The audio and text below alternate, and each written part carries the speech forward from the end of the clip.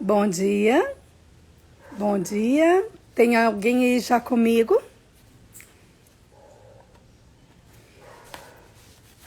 Bom dia, Maria Clara. Bom dia, Mari. Que bênção, já estamos todos entrando, Fabiano. Vamos então, papai, mamãe, colocar o nome aí do seu filho, da sua filha, né? Para eu saber quem é que tá aí conosco. Vamos aguardar só um pouquinho, né?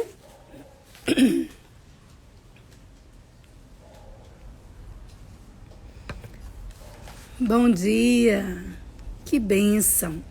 Vocês estão afiados, hein? É muito bom, né? Esse encontro nosso aqui aos domingos. Ainda não estamos podendo reunir lá na igreja, né? Mas tá pertinho, viu? Tá pertinho da gente ser liberado para voltar aos nossos cultos no domingo. Glória a Deus. Irmão do Fabiano, qual que é seu nome? Amém. Glória a Deus. Então, queridos, a paz do Senhor Jesus para todos. Glória a Deus, né? Por mais um dia, louvado seja o nome do Senhor. Que dia lindo, né, João? Ah, que dia mais lindo que nós temos aqui. Nós vamos, né, mais uma vez nesse dia cultuar o nosso Deus. Como diz aqui o Salmo 118, 24, né, que eu gosto muito dessa versão da Bíblia Viva, que diz: este dia foi especialmente preparado pelo Senhor. Vamos nos alegrar, vamos festejar por causa dele. Glória a Deus. É realmente um dia muito lindo. O dia tá ótimo, né? Tá bem calor aqui em Belo Horizonte, mas tá muito bom. Graças a Deus. Então, querida, oi Evelyn, tudo bem? Glória a Deus. Queridos, eu vou me apresentar novamente, né? Muita gente já me conhece, outros ainda não. Meu nome é Ursulina e eu ministro para os juniores de 9 a 12 anos ali na Igreja Batista da Lagoinha, na Matriz, tá? Sejam todos muito bem-vindos, venham ao Belo Horizonte, venham nos conhecer, estar conosco ali. Amém? Então, queridos, eu gostaria assim, da gente reforçar uma coisa, antes da gente começar. Nós não estamos ainda reunidos ali na igreja, já estamos bem próximos, né? Porque os adultos já vêm se reunindo e daqui a pouco as crianças também já vão poder voltar às reuniões. Mas, graças a Deus por este canal aqui. Aqui, nós estamos aqui reunidos, juntos aqui nessa live, é para fazer o nosso culto ao Senhor. Nós estamos aqui para fazer a nossa escola bíblica. Então, o objetivo desta live não é apenas um bate-papo, mas sim estudarmos a palavra de Deus, como a gente faz lá nos domingos, não é verdade? Então, da mesma forma que a gente faz lá nos domingos, lá no templo, lá na igreja, nós nos reunimos aqui para isso. Então, o nosso foco é escola bíblica. É a palavra de Deus, não é? A gente não pode perder o objetivo, a gente não pode perder o nosso foco. Nosso foco é o estudo da Bíblia, é o estudo daquilo que o Senhor quer nos ensinar através da sua palavra. Combinado? Então, a nossa mente tem que estar voltada para a palavra de Deus. O nosso coração tem que estar aberto para aprender aquilo que o Senhor quer nos ensinar nesse dia. Ok? Então, vamos orar. Vamos pedir ao Senhor que fale conosco, que abra o nosso coração, os nossos ouvidos, para ouvir a sua palavra. Amém? Vamos orar então? Feche os seus olhinhos aí, concentre-se no Senhor. Deus, no nome de Jesus Cristo, nós estamos aqui reunidos. Senhor, o Senhor nos permitiu, ó Deus, esta reunião nesta manhã, e nós somos muito gratos ao Senhor, ó Pai, porque até aqui o Senhor nos abençoou. Até aqui o Senhor nos guardou, nos livrou de todo o mal, Deus. E o Senhor nos trouxe, Senhor, este dia com vida, com saúde. E nós podemos então, Senhor, louvar e bendizer o Senhor. Deus, que o nosso coração esteja preparado, pronto mesmo para ouvir a Tua palavra e aprender do Senhor. Deus, que nós não sejamos apenas ouvintes da Tua palavra, mas que nós possamos realmente ser praticantes, viver segundo a Tua palavra. Fala conosco, Senhor. Fala conosco nesta manhã e nos ensine, ó Deus, as tuas verdades eternas, no nome de Jesus. Amém? Amém. Glória a Deus. A paz do Senhor para todos. E vamos então continuar aqui, queridos, o nosso estudo sobre os princípios bíblicos. O princípio bíblico que nós temos estudado nessas últimas semanas é o princípio do autogoverno, o princípio do domínio próprio.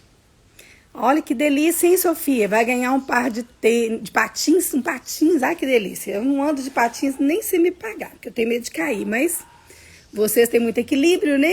Graças a Deus. Então, queridos, nós estamos estudando o autogoverno, né? Este princípio bíblico, uma verdade que não muda. Então, nós precisamos estar atentos a isso. Nós já vimos que Deus não nos criou como criou os animais, não é? Aos animais, o Senhor deu instintos de sobrevivência. Mas ao homem, ele deu algo mais. Deus nos criou a sua imagem e a sua semelhança. E Deus nos deu, então, capacidades além das capacidades dos animais. Nós podemos raciocinar, nós podemos pensar, interagir, nós temos o poder, o direito de decisão, não é? Então, Deus, ele nos deu o direito de muitas coisas. Ele nos fez diferentes.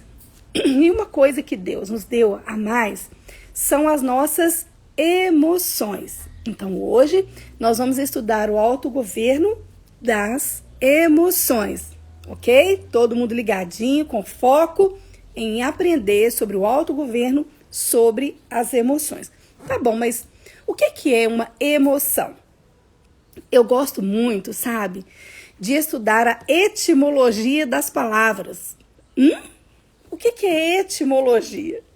É o estudo da origem de uma palavra. Por que uma palavra é aquela palavra? Eu acho muito bom quando a gente compreende a etimologia da palavra, porque a gente consegue entender melhor as coisas. Então, vamos lá. Vamos ver a etimologia da palavra emoção. A palavra emoção, ela provém de uma palavra do latim, que é emotione, que escreve emotione, que quer dizer movimento, ação, comoção, ok?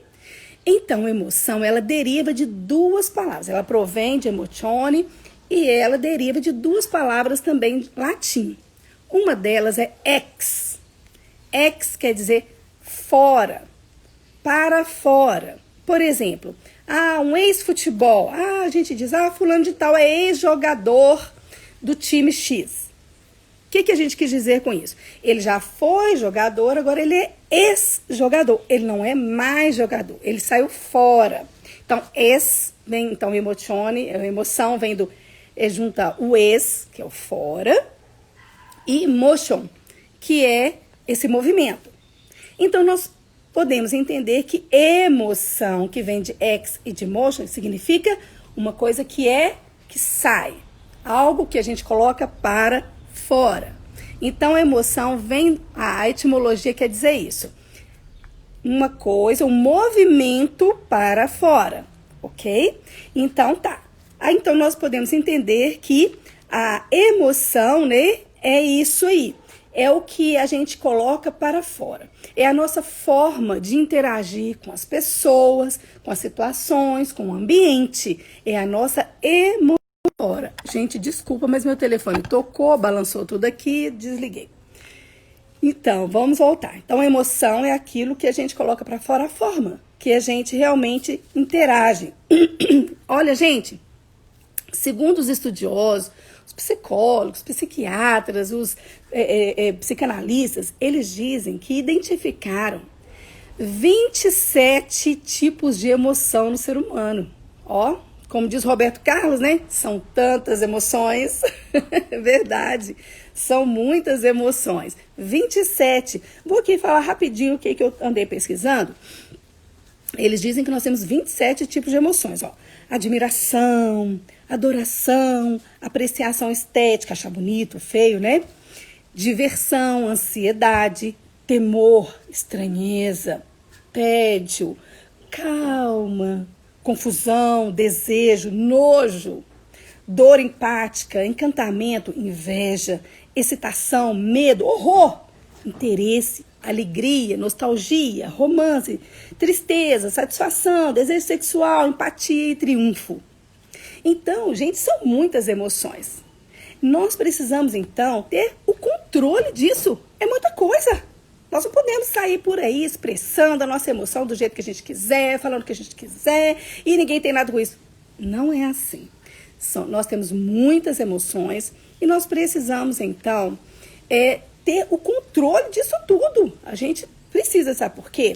Nós vivemos em comunidade e todo mundo tem as suas emoções, tem os seus sentimentos e nós precisamos nos respeitar e conviver da melhor forma. E para isso nós precisamos ter o autogoverno das nossas emoções. Quem se lembra aí do nosso versículo-chave, né, sobre o nosso estudo do autogoverno? É o que está lá em Provérbios 25, 28, que diz assim: como cidade derrubada, que não tem muralhas, assim é aquele que não tem domínio próprio. Quem se lembra? Provérbios 25, 28. Como cidade derrubada, que não tem muralhas, assim é aquele que não tem domínio próprio. Nós já vimos, né, que uma cidade, antigamente as cidades precisavam de ter muralhas para se proteger. Proteger do quê? Proteger contra os inimigos. Se a muralha fosse derrubada, se uma cidade não tivesse muralhas, os inimigos iriam entrar, invadir, atacar, saquear, destruir aquela cidade. E será que nós queremos ser como cidade que não tem muralhas? Será que nós queremos que o nosso inimigo nos ataque, invada e nos destrua? Misericórdia. Mas a Bíblia diz que uma pessoa que não tem domínio próprio, que não tem autogoverno, ela é uma cidade sem muros. Então nós precisamos mesmo realmente saber lidar com a nossa emoção e ter autogoverno sobre as nossas emoções. E as nossas emoções, elas interferem assim, diretamente nas nossas ações, nos nossos comportamentos. E nós expressamos as nossas emoções de acordo com o nosso temperamento. Por exemplo, tem duas pessoas lá assistindo o mesmo filme. Vou dar um exemplo aqui. O Menino que Descobriu o Vento. Quem já assistiu esse filme? O Menino que Descobriu o Vento. Gente, é muito bom. É um drama da vida real. É muito bom. Podem assistir. Quem não assistiu, O Menino que Descobriu o Vento. Muito bom. Mas vamos lá. Tem duas pessoas assistindo O Menino que Descobriu o Vento. Aí chega no final do filme, né? Naquele momento do ápice, daquela coisa de todo filme, né? Tem dois lá. Um tá se acabando de chorar, de ver aquela cena. O outro tá lá, tá de boa, vendo a mesma cena. Por quê? As pessoas têm temperamentos diferentes. A forma que a gente lida, né, com as coisas também depende aí do nosso temperamento. Assistiu, Adriana? Muito bom, né? Então, cada pessoa, cada emoção vai provocar em nós atitudes positivas ou negativas. Então, controlar a nossa emoção é muito importante. Aprender a nos conhecer e reagir de acordo com a palavra de Deus. E é isso que a gente vai aprender aqui. Por quê? Quando nós controlamos as nossas emoções, nós vamos ter sabedoria para interagir com as pessoas, não ofendendo, conviver melhor. É muito importante. Lá, tá vendo? A Samira chorou horrores. Eu também, Samira. Agora tem gente que não chora nada, já tá muito legal. Ok? Não quer dizer que a pessoa não se emocionou. Acontece que a forma dela reagir é diferente. Ok? Então, nós vamos aprender. E como que a gente vai aprender? Porque, vamos lá, a gente já viu mesmo que autogoverno, domínio próprio, não é uma coisa fácil. Com as nossas emoções também não. Nós só vamos conseguir o autocontrole, o domínio próprio, quando nós realmente tivermos o Espírito Santo nos conduzindo. Nós precisamos do Espírito Santo de Deus para organizar, nos ajudar a organizar as nossas emoções, nos ajudar a ter domínio próprio. Então, vamos lá, todo mundo prestando atenção aqui, ok? Gálatas 5, 19 e 23. Então não deixe sua Bíblia de lado, daqui a pouco a gente vai abrir a Bíblia. Vou pedir para vocês, mas agora prestem bem atenção aqui, ok?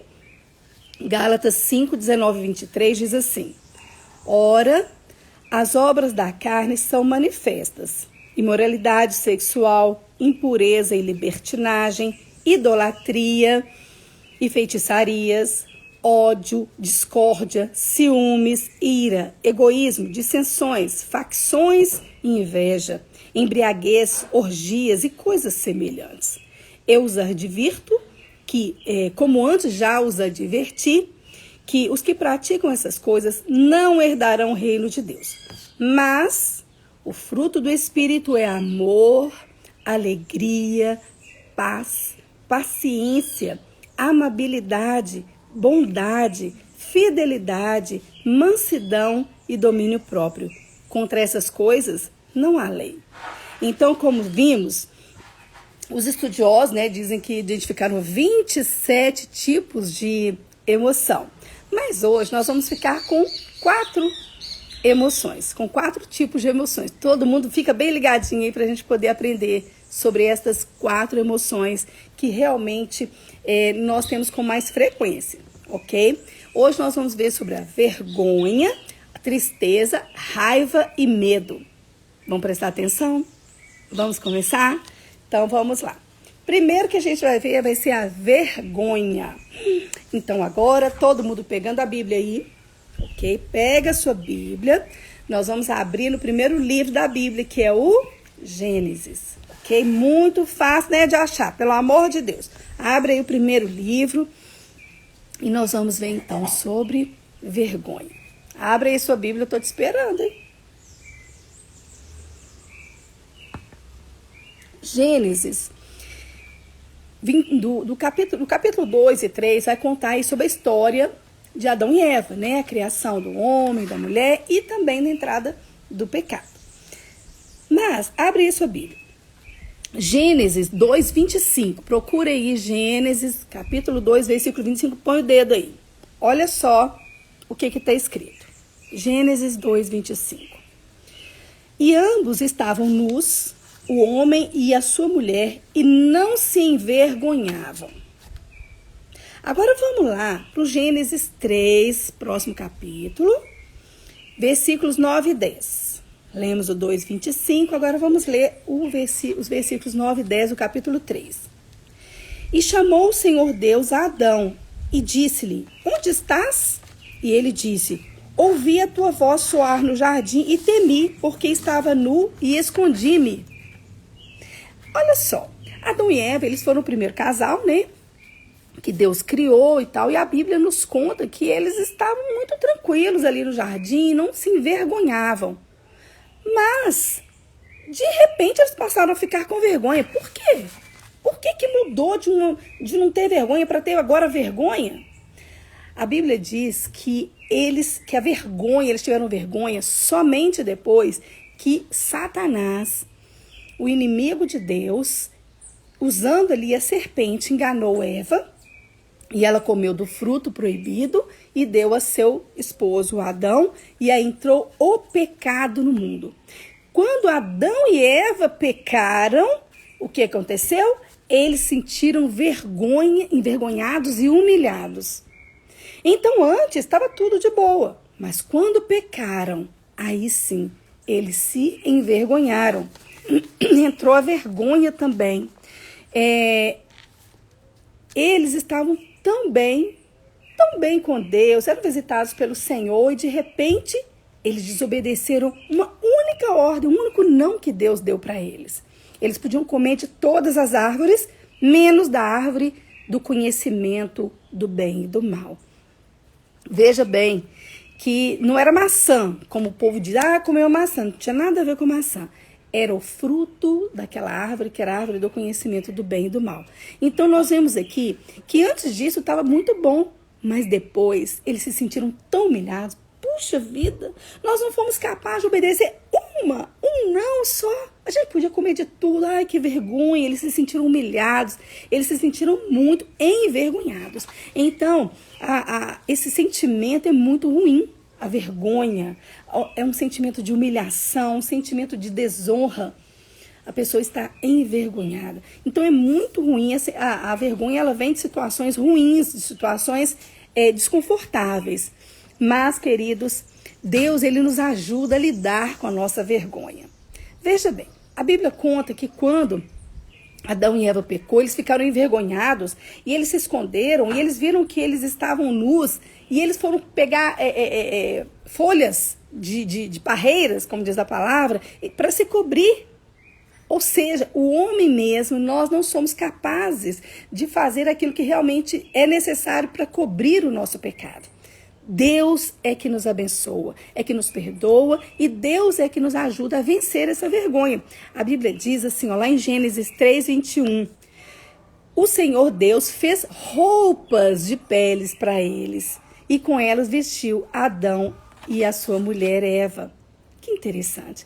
O Senhor mesmo, o pecado foi contra ele. É ele que pode perdoar, ele que pode nos cobrir. Não adianta a gente arrumar folhinha de parreira para cobrir o nosso pecado. Não vai dar certo. É o Senhor Deus que providencia aquilo que realmente a gente precisa, que é o perdão. E a Bíblia diz, né, que o Senhor Jesus, ele se fez vergonha por nós. Olha só, a Bíblia diz que Jesus teve uma morte de cruz, uma morte vergonhosa, era a pior morte daquela época, era a pior forma de castigo. E Jesus Cristo se fez, então, vergonha no nosso lugar, para pagar os nossos pecados. Então, nós precisamos de Jesus Cristo para realmente nos ajudar a lidar com essa emoção que é a vergonha. Em Isaías 61:7 está escrito assim, não precisa abrir agora não. Em lugar de vergonha que sofreu, o meu povo receberá porção dupla. Ao invés de humilhação, ele se regozijará em sua herança, pois herdará porção dupla em sua terra e terá alegria eterna. Que coisa maravilhosa, né? Nós podemos, então, orar, pedir perdão, né, ao Senhor e nos livrar da vergonha que o pecado nos causou. Nós podemos fazer isso em nome de Jesus, não é verdade? E a gente realmente, às vezes, a gente comete algum pecado e quando a pessoa descobre, ai que vergonha, ai que vergonha. Quando alguém descobre, mas é Deus que já sabe, que vê todas as coisas. Nós precisamos, então, né, pedir ao Senhor perdão dos nossos pecados. Amém? Tá todo mundo compreendendo até aqui? Nós estamos, então, falando como lidar com as nossas emoções. Uma outra emoção é a raiva. A raiva. Todo mundo está em Gênesis aí, né? Vira agora, vamos para o capítulo 4, para a gente aprender um pouquinho sobre essa emoção, a raiva. Capítulo 4. Vamos ler do versículo 1 ao 7. Diz assim, Adão teve relações com Eva, sua mulher, e ela engravidou e deu à luz Caim. Disse ela, com o auxílio do Senhor tive um filho. Voltou a dar à luz, desta vez, a Abel, irmão dele. Abel tornou-se pastor de ovelhas e Caim agricultor. Passado algum tempo, Caim trouxe do fruto da terra uma oferta ao Senhor. Abel, por sua vez, trouxe as partes gordas das primeiras crias do seu rebanho. O Senhor aceitou com agrado a Abel e a sua oferta, mas não aceitou Caim e a sua oferta. Por isso, Caim se enfureceu e o seu rosto se transtornou. O Senhor disse a Caim, por que você está furioso? Por que se transtornou o seu rosto? Se você fizer bem, não será aceito. Mas se não o fizer, saiba que o pecado o ameaça à porta. Ele deseja conquistá-lo, mas você deve dominá-lo. Olha só. Caim e Abel, né, eram ali irmãos, filho do Adão e da Eva. E eles foram então levar uma oferta para o Senhor. Mas o Senhor aceitou a oferta de Abel e não aceitou a oferta de Caim. Por quê? Porque Deus sondou o coração do Caim e sabia que o coração dele estava cheio de pecado e sem arrependimento. Então Deus rejeitou aquela oferta. Deus, querido, não está querendo a nossa oferta se nós não estamos dispostos a pedir perdão dos nossos pecados. Deus não está querendo a nossa oferta, sim. Deus está querendo o nosso coração puro, um coração que busca o Senhor. E aí sim nós podemos oferecer, então, uma oferta para o Senhor. Então, Caim, ao invés de se arrepender, não, ele foi com muita raiva. Ele ficou com raiva do seu irmão e ele ficou com raiva de Deus. Deus falou com Caim, deu para ele a oportunidade de se arrepender, falou com ele: Caim, você precisa dominar esse sentimento. Mas o Caim não quis nem saber. Ele acabou matando seu próprio irmão, o Abel. E então, queridos, Deus nos ensina em todo o tempo que nós devemos, controlar as nossas atitudes.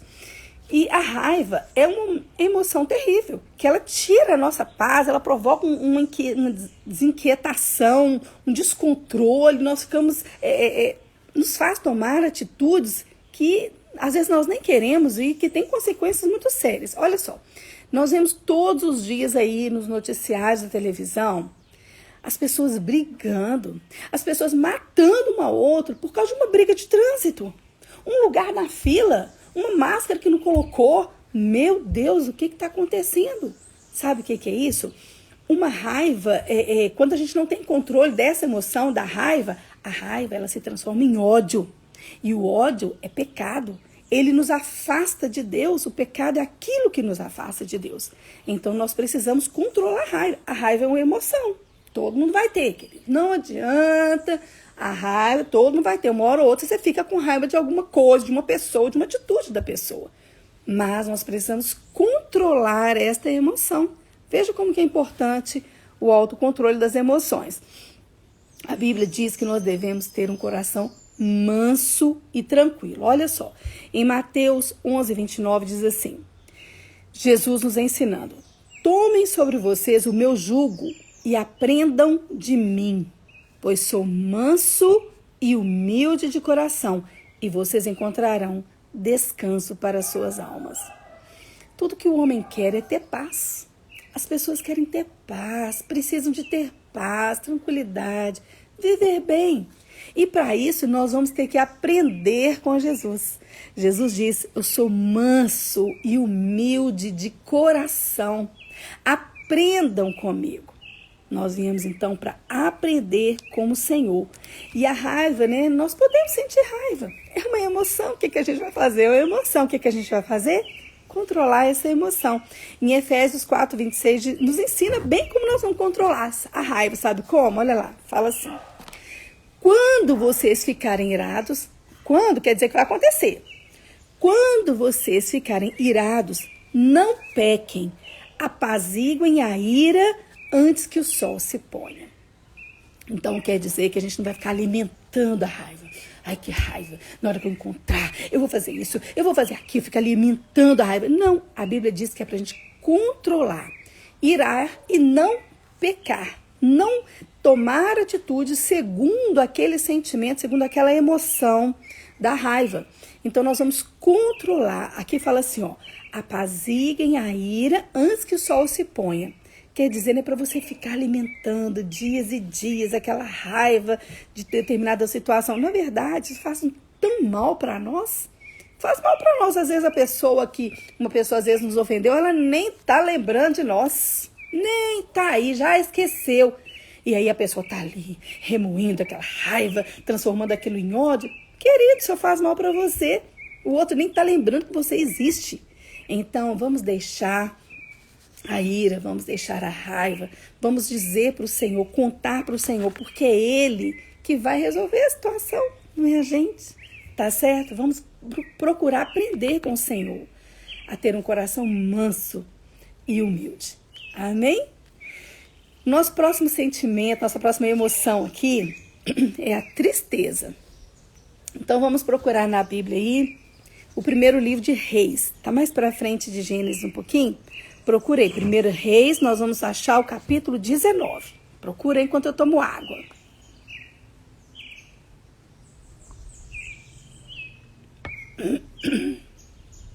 Primeira Reis 19, 4 e 5. Vamos lá. Não é difícil, podem andar um pouquinho aí para frente de Gênesis. Isso, 1 Reis 19, 4 e 5. Ali, queridos, está falando sobre o profeta Elias. A partir do versículo 4 diz assim: E entrou no deserto, Elias, né? Caminhando um dia. Chegou a um pé de zimbro, sentou-se debaixo dele e orou pedindo a morte. Ele disse: já tive bastante, Senhor, tira a minha vida. Não sou melhor do que os meus antepassados. Depois se deitou debaixo da árvore e dormiu. De repente, um anjo tocou nele e disse: levante-se e coma. Olha só, o profeta Elias era um profeta de Israel, né? Nós já estudamos tanto sobre o profeta Elias. E o profeta Elias estava vivendo ali numa nação totalmente corrompida, governada por um rei chamado Acabe, que tinha que ser casado com uma mulher terrível chamada Jezabel, adoradora de falsos deuses, em especial do deus Baal. E o Elias, então, já tinha desafiado, né, e vencido os profetas, 400 profetas de Baal, lá no Monte Carmelo, e teve toda aquela situação, e Elias venceu ali no poder de Deus, já tinha passado toda essa situação. E aí, depois, o Elias, ele ficou com medo de uma ameaça da Jezabel, e ele fugiu, andou até lá no Monte Horebe, e ali ele se escondeu, e ele ficou tão triste que chegou a pedir para Deus matá-lo, para Deus tirar a sua própria vida. Hoje a gente chamou essa tristeza profunda de quê? Depressão, não é verdade? Ele ficou muito triste. Mas, queridos, Deus não abandonou Elias, nem quando ele estava nessa tristeza profunda. Deus enviou anjos que cuidaram de Elias, que alimentaram Elias e consolaram Elias. Então, queridos, a tristeza é realmente uma emoção muito ruim. E ela vem para todo mundo. Ela provoca em nós muitas reações ruins. Tristeza, a pessoa quer ficar sempre isolada, a pessoa não quer conversar com ninguém, quero ficar quieto, me deixa. Não é assim? A pessoa provoca também uma fraqueza, a pessoa não tem forças, né, para fazer nada. Não quero fazer nada, quero ficar quieto. É uma insegurança. Então, queridos, a tristeza, todo mundo vai sentir, mas nós precisamos do autogoverno. Nós precisamos do domínio próprio e nós precisamos controlar a tristeza para não deixar que ela se torne aí uma depressão nesse nível. E sabe como que nós vamos fazer isso? Jesus prometeu que estaria conosco todos os dias. Em todos os momentos nós precisamos lembrar disso. E a boa notícia é: a tristeza é uma emoção. Ela não dura para sempre. Ela não tem que durar para sempre. Olha, eu adoro esse versículo aqui, o Salmo 30, versículo 5. Guarde isso. O choro pode durar uma noite, mas a alegria vem pela manhã. Todo mundo pode ficar triste, é uma emoção. Todo mundo sente essa emoção. Mas nós precisamos lembrar que a tristeza passa. Ela não vai ficar a vida toda conosco. Nós podemos vencer a tristeza, lembrando das promessas de Deus, que isso vai passar. O Espírito Santo, querido, ele nos ajuda a suportar a tristeza. Você está se sentindo triste hoje? Lembre-se de uma coisa: Jesus também passou por momentos de intensa tristeza, muita tristeza mesmo. Olha só, lá em Mateus 6,38, quando Jesus estava ali no Getsêmani, orando, bem próximo dele ser preso e julgado e crucificado, Jesus estava num jardim do Getsêmani, junto com os seus discípulos. Olha só o que Jesus Cristo falou para eles, lá em Mateus 26,38. E ele disse, a Bíblia diz: então compartilhou com eles, Jesus compartilhou com seus discípulos, dizendo: a minha alma está sofrendo dor extrema, uma tristeza mortal.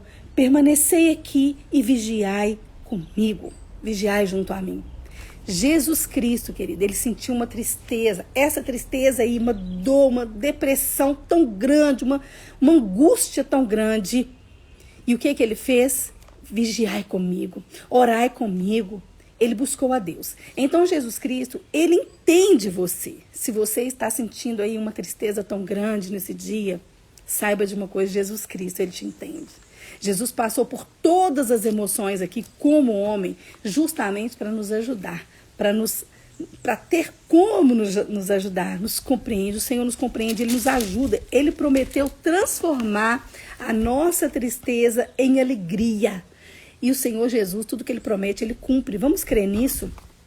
Lá em João 16:33 diz assim, o Senhor Jesus, estas coisas vos tenho dito, para que tenhais paz em mim.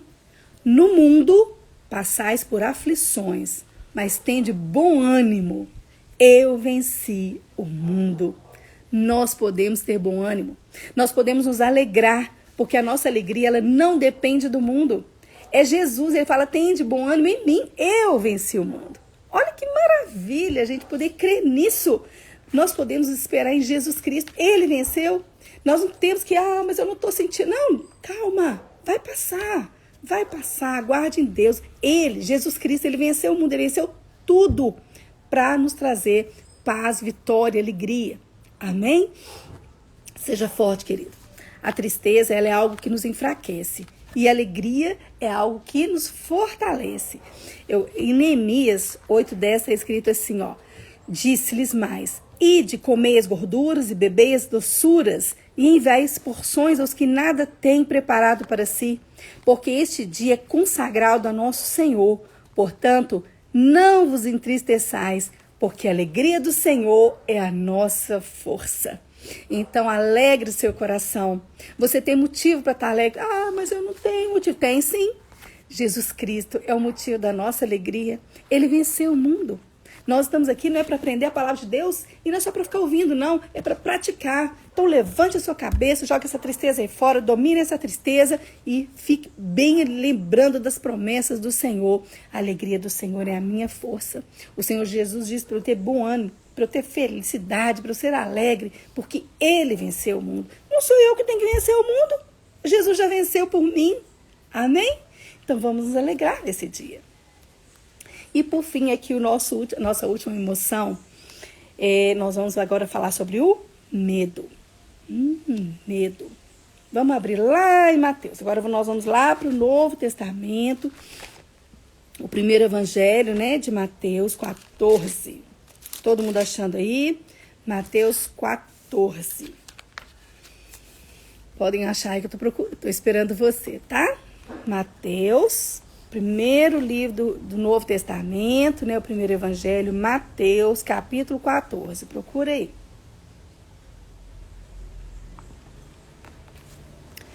Vamos ver essa passagem. Mateus 14, a partir do versículo 27. Diz assim. Mas Jesus imediatamente lhes disse, tende bom ânimo, sou eu, não temais. Respondendo-lhe Pedro disse, se és tu, Senhor, manda-me ir ter contigo por sobre as águas. E ele disse, vem. E Pedro, descendo do barco, andou por sobre as águas e foi ter com Jesus. Reparando, porém, na força do vento, teve medo. E começando a submergir, gritou, salva-me, Senhor. E prontamente, Jesus, estendendo a mão, tomou e lhe disse, homem de pequena fé, por que duvidaste? Subindo ambos para o barco, cessou o vento. E os que estavam no barco adoraram, dizendo, verdadeiramente és filho de Deus. Então, nessa passagem, Jesus estava ali de um lado do lago de Genezaré, na verdade, fala lago, mas é o Mar da Galileia. Aliás, estava lá de um lado do Mar da Galileia, que era um grande lago, e ele estava ali pregando para muitas pessoas, e no entardecer, ele insistiu com seus discípulos, não, vocês podem entrar no barco, pode passar para o outro lado, depois eu vou me encontrar com vocês. E eles não queriam, mas Jesus insistiu, e eles entraram naquele barco e foram. E Jesus foi para o monte orar. Mas quando eles estavam atravessando aquele grande lago, tão grande que é chamado Mar da Galileia, começou uma grande tempestade. E aí já era noite. E a tempestade, os discípulos estavam com muito medo. Eles estavam realmente com muito medo de afundar, do barco virar. E no meio daquela tempestade, e Jesus que tinha ficado lá no monte orando, como ele é conhecedor de todas as coisas, onisciente. Ele viu que os discípulos estavam lá em apuros, passando medo. Então Jesus foi ao encontro deles. Agora imagina, era de noite, uma tempestade, e de repente eles viram alguém andando por sobre as águas. Eles já estavam com medo, agora piorou, porque agora a Bíblia diz que eles pensavam que estavam vendo um fantasma. Que medo, hein? Aí eles ficaram tão temerosos, o que aconteceu? Aí Jesus se identificou, calma gente, sou eu, o mestre. Então Pedro, né, que era corajoso, impetuoso, Pedro falou assim, se é o Senhor, então me manda ir aí encontrar com o Senhor. E o Senhor Jesus, então vem Pedro. E Pedro corajosamente saiu do barco. Tinha que ter muita coragem, né? Foi, e ele começou a realmente andar por sobre as águas. Mas de repente Pedro tirou os olhos de Jesus e já começou a olhar.